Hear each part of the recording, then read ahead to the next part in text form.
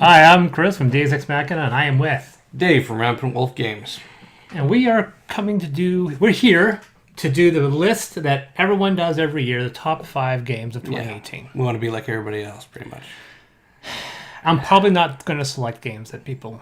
I actually have 10...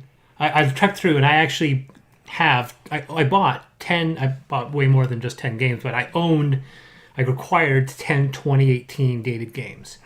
Yeah, I can't say that mine are all... They either were arrived in 2018 in the sense that it was a Kickstarter and they finally delivered in 2018. I think I would count that, certainly. Yeah. I mean... And some of them were ones I'm pretty sure. There's one on my list that I'm not sure. I'm pretty sure it was this year, but I'm not sure. I actually realized, thing is that unfortunately a good number of the Kickstarter games I've received... the big one wasn't very good. Mm-hmm. But a good number of the other ones, a few may surprise you. Mm-hmm.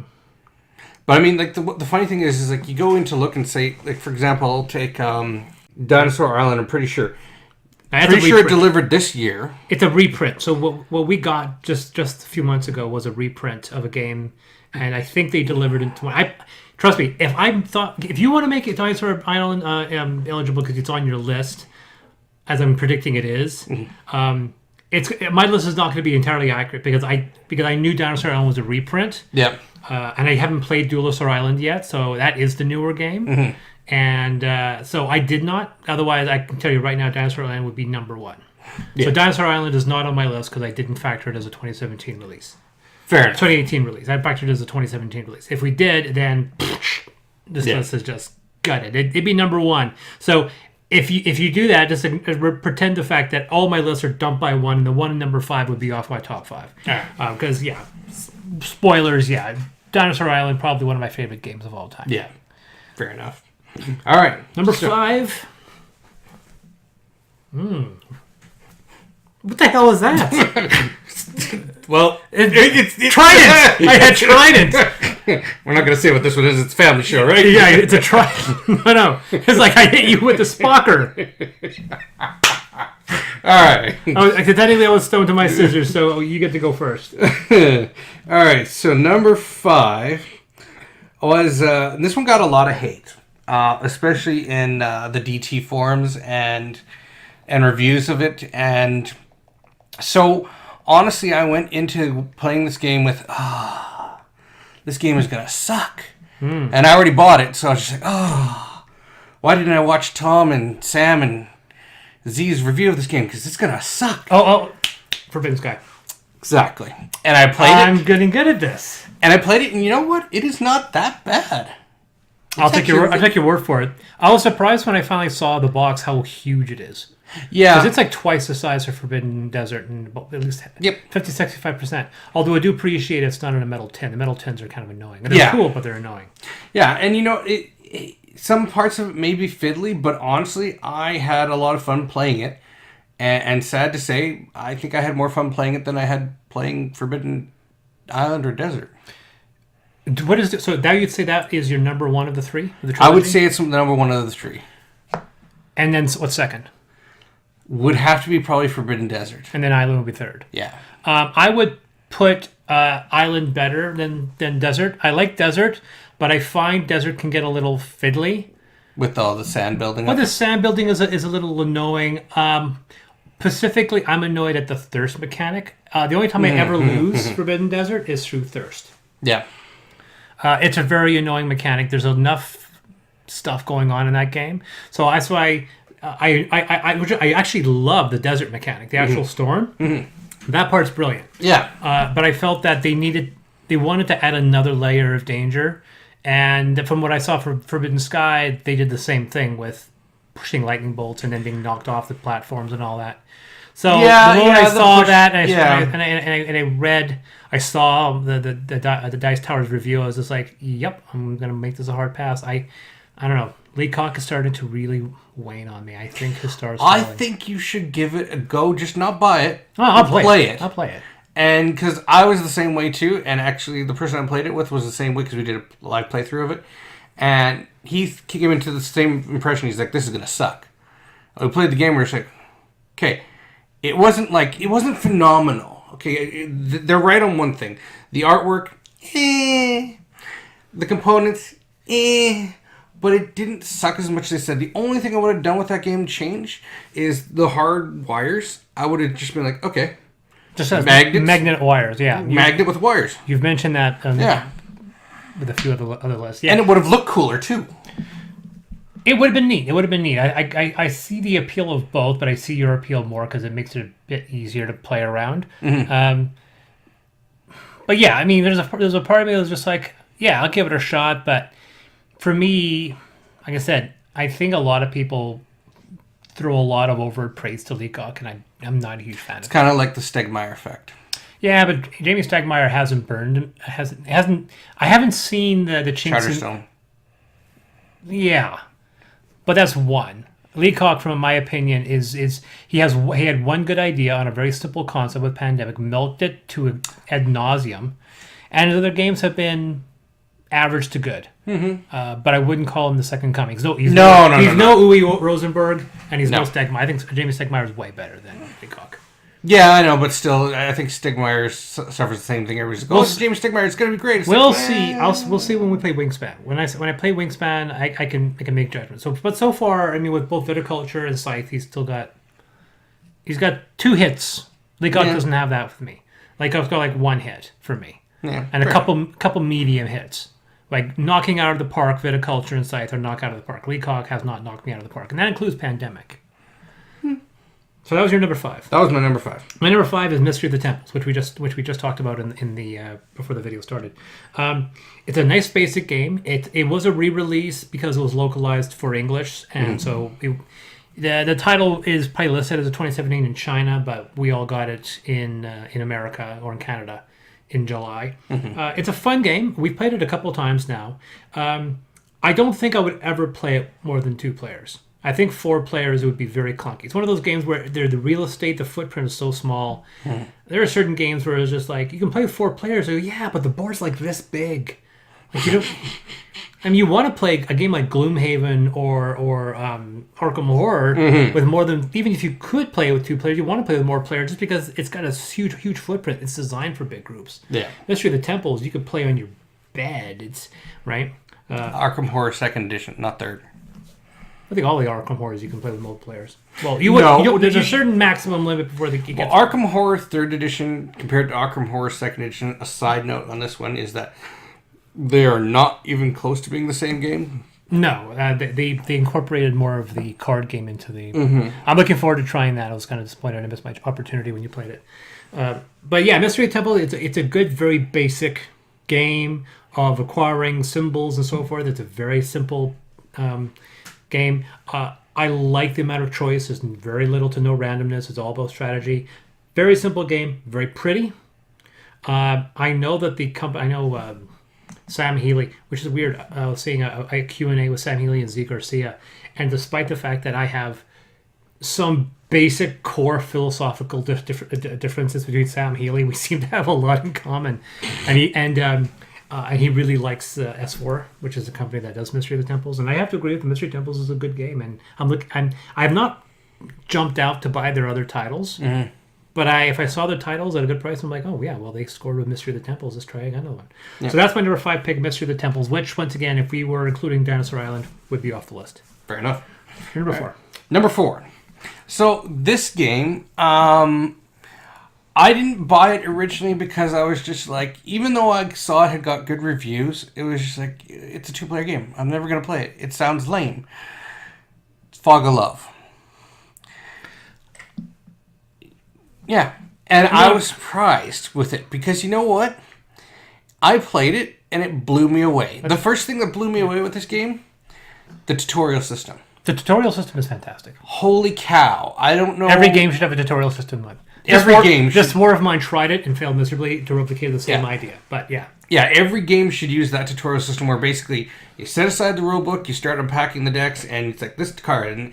And it's all set up. Yes, it probably was painstaking and a pain in the butt to do, but trust me, they knocked it out of the park. all games could do it that way. No, but probably not. But I think a good number of the games could.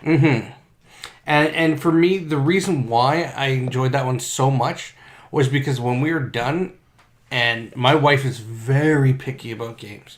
She was ecstatic about the game. She was just like, this is so awesome. I love how this game plays. I love how we learned the game. We didn't even have to look at the rule book. We just played the game. She had so much fun. It was just like, okay, I'm going to buy the expansions. Like, Also, I might add, one of the best games is a spectator sport. because It's a two-player game, but I'll tell you, it's a... I mean, I saw my fiance and one of my female friends played it together, and I watched. A little sexy, kind of hot, because inadvertently they ended up playing what felt like the plot of Out of Sight, which was like a mid-90s film with Jennifer Lopez and George Clooney. Because one was a career criminal, the other one was a security guard. I'm like, is this Out of Sight? I'm tuning in because I like this. Yeah. And of course, wackiness ensues. We played a couple of games. I didn't put it on my list because I felt it was a 2017 game. Fair enough. But it delivered in 2018, I'm pretty sure. I think it was in the shelves in 2017. Was it? Yeah, Okay. like I said, I try to keep mine specifically, with a few exceptions. It had to have a Board Game Geek entry of 2018. Yeah. When I hit this of 2017, I was like, did it come out? When did it come out? I didn't want to mess around with that, so I kept... This one, I'm pretty sure, did hit. It was early 2018 when it came out. Okay. Like, in stores. Yeah.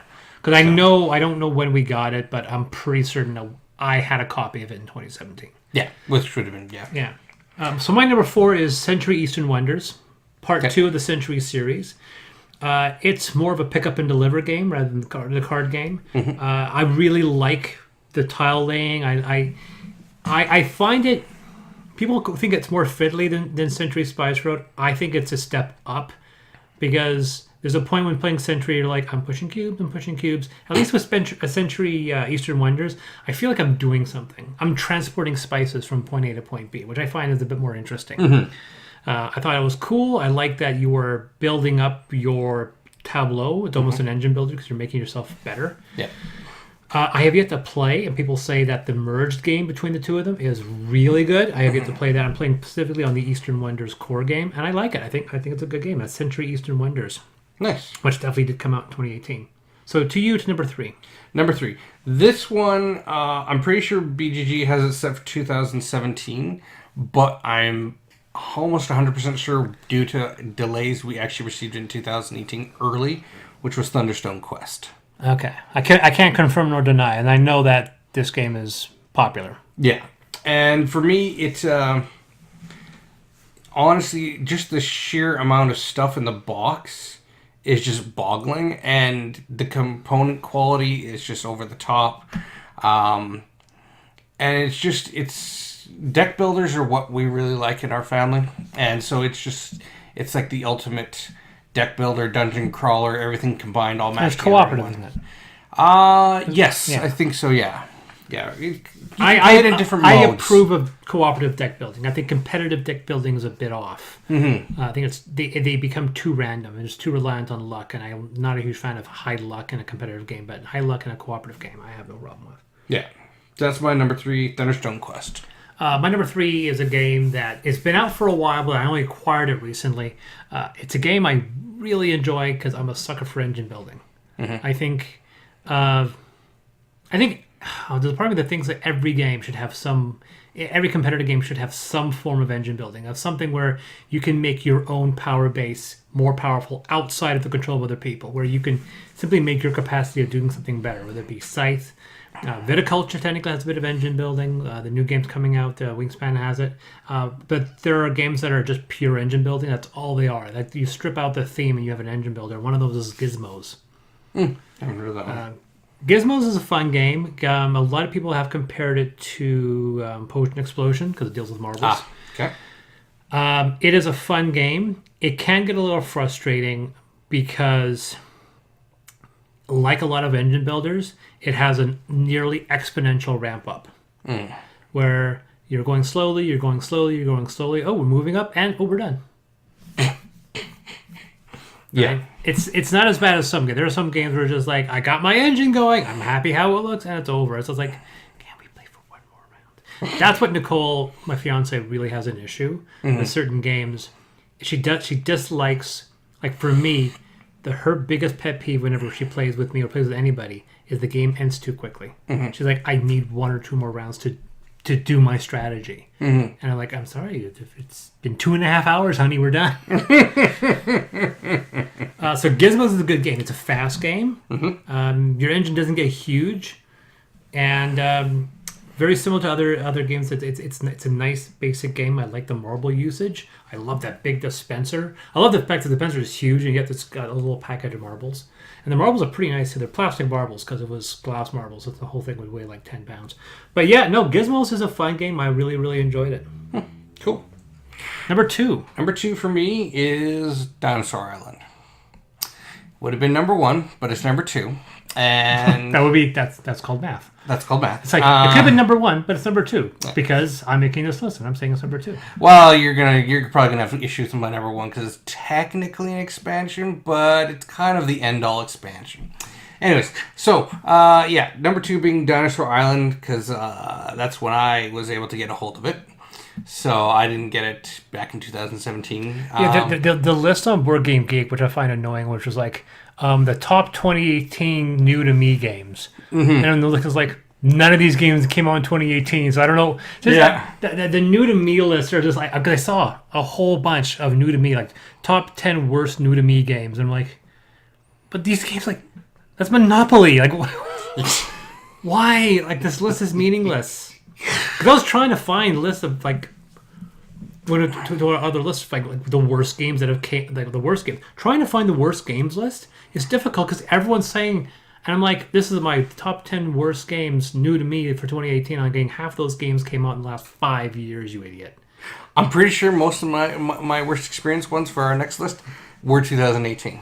Yeah, well, mine are 2018, but I include events as well as games. Yes, but So Dinosaur Island, because honestly, it just, when you first unpack it though, and you're looking at it, you're just like, whoa, this is going to be really complex. And then you're playing, it's like, oh, all right. The only thing I wish I could have gone on with the Kickstarter and got all the different all the. Yeah, the 5 pounds of coins is pretty cool. No, not the coins. I want all the different dinosaurs, because when you have a Velociraptor, but all you have is just Triceratops, a little meeple, it's like, oh, that's disappointing. I have to check your box because I don't think we have differences because there's. Because you got all the different dinosaurs. You got like 5 different dinosaurs. Yeah, I do. How many do you have? I have 1. Really? Yeah. Is that the retail? All you get is a Triceratops for each like dinosaur. Like for every dinosaur is just a Triceratops. So you even like the water ones, all you get is the Triceratops. Because the one thing, Nicole and I were always joking in the fact that, is this more of a Diplodocus or is this a Brontosaurus? Yeah. Because the thing is that they gave you a whole bunch of dinosaurs and they split them up into different types. But as a result, there's a point where it's like, we've run out of Brontosaurs. I go, well, I need another Brontosaur. It's like, okay, I guess it'll be a Diplodocus.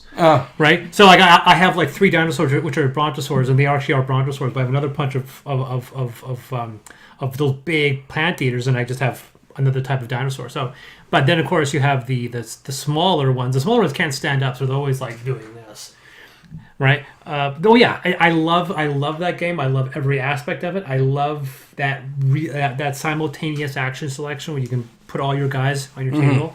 You get to do all of that. Yeah. There's a part of me that I want to play the game with more players, but I love the game at 2. It scales really, really nicely. Like I said, it would be my number 1, but instead my number 2. You're going to love this one. Dice are on season 2. All right. Now, I know I bitched during the play of this game. I need to state.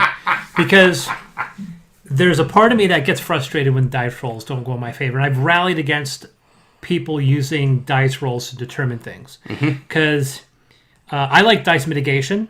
And that game has some dice mitigation. I think it could use a bit more. But I love how asymmetric the characters are.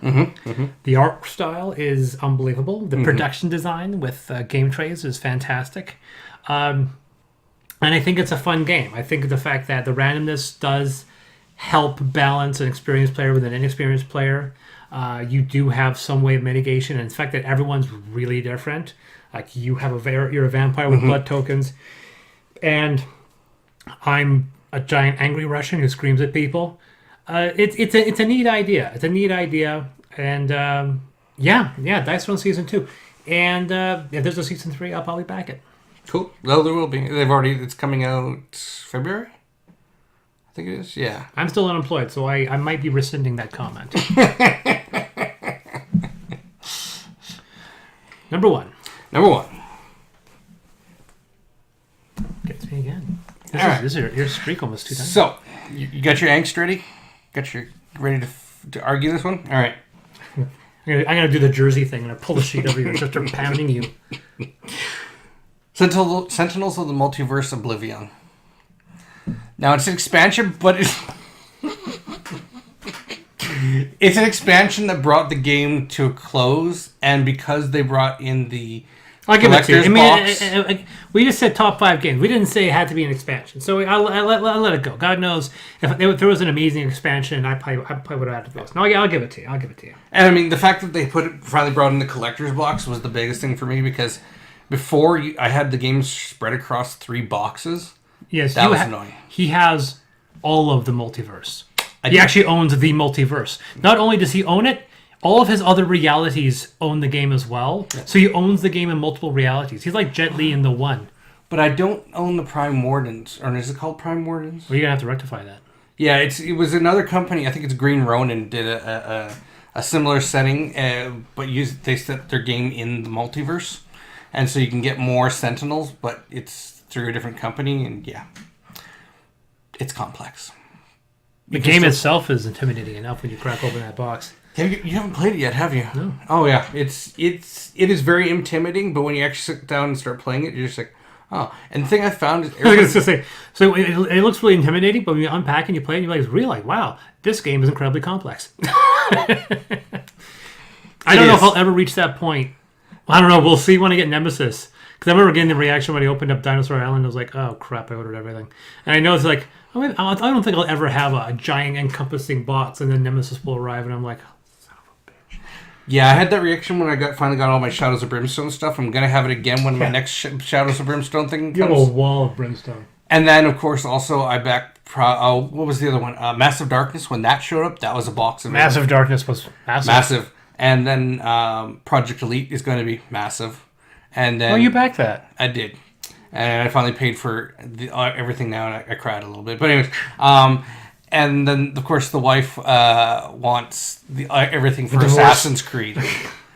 So everything for Assassin's Creed is going to just be like this massive box. I think they're going to have to forklift it in. Yeah. But, I mean, they're Canadian, right? So... speaking of which, there was there's a game, a cooperative space pirate game that's made by some Canadians. Mm-hmm. And all the fact that we arrived at, we should get the shipping notices in about 2 weeks. They're like, oh yeah, of course you're in Canada. The boxes showed up in Canada, so for the first time for a Kickstarter distribution, Canadians get to get it first. My number 1 is Space Base. Fair enough. Yes. Going back to engine building. Space Base is a perfect little engine builder. Mm-hmm. I like the fact that it uses asymmetrical distribution as its gameplay core, that it knows perfectly well how that distribution system works, and makes the dice work in that favor. Mm-hmm. I still think the 2-player game is got a flaw, which is easily homebrewed. Mm-hmm. Rado does a really good suggestion on how that homebrew works, so I do appreciate that. And I like it, and this may be one of those situations where I'll probably just buy that expansion without even thinking blindly, because the idea of creating story and saga elements within Space is fascinating, and I think that game, which is one of those things too, because I think that when we did our top 5 expansions, that was number 1 for me, and then a week later, that needs expansions, yeah, and then that one came out. So once again, before that list, everything is it already out? No, it's gonna be probably a while. Okay. So that's my number 1, Space Base. So going for number 5, Mystery of the Temples. Number 4, Century Eastern Wonders. Number 3, Gizmos. Number 2, Dice Throne Season 2. Number 1 is Space Base. All of this would be bumped down if we included Dinosaur Island. I think that would be it for me. I think that would be the only one that would really mix up. Yeah. So number 5 for me was Forbidden Sky. Number 4 was Fog of Love. Number 3 was Thunderstone Quest. Number 2 was Dinosaur Island. And number 1 was Sentinels of the Multiverse, Oblivion, and the Collector's Box. Cool. All right, so I have been Chris. And I have been Dave. And remember, the rules are just a suggestion. Play the game how you want to play it. See, I got it right this time. You got it right this time. I'm not even going to fault it. It's because I had to write up the wife cue card for her unboxings. So, because she's just... Did she forget her name? No, she doesn't like doing the intros and stuff, so I was just like, fine, I'll put it on a cue card for you, and then you can just read it off. I am State Your Name. Pretty much.